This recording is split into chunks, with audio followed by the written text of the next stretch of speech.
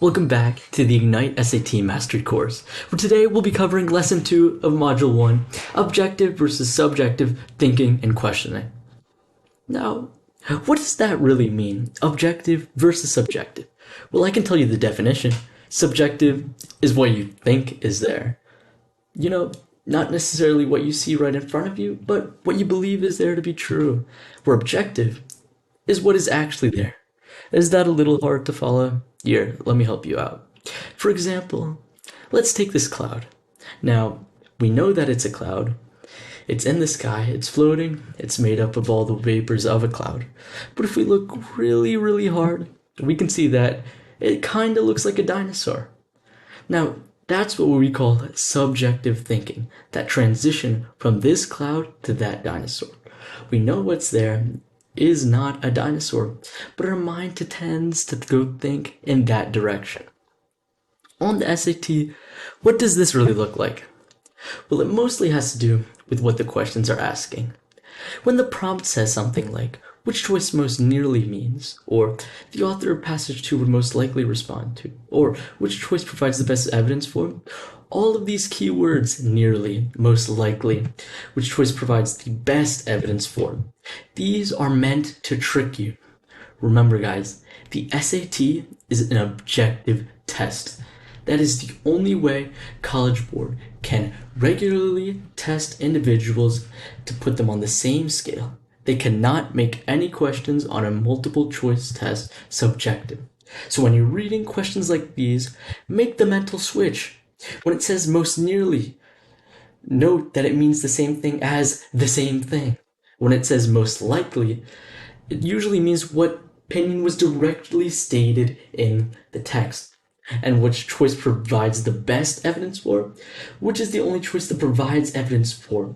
It's recognizing that shift between the subjective questions and the objective questions that the College Board is actually asking. If you can make that mental switch, you'll be well on your way to mastering the SAT.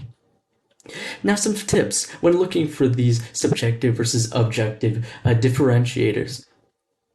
You need to forget English class. Everything in English class orients you to be able to interpret or go beyond what's literally stated in the text. On the SAT, College Board cannot test your interpretation. They can only test what is on the paper. So put all of that stuff from English class aside and lock in for the test. You need to be looking at these questions objectively. And another way to put that is don't think. Thinking will get you on that road to a subjective interpretation of these questions, especially on the reading section.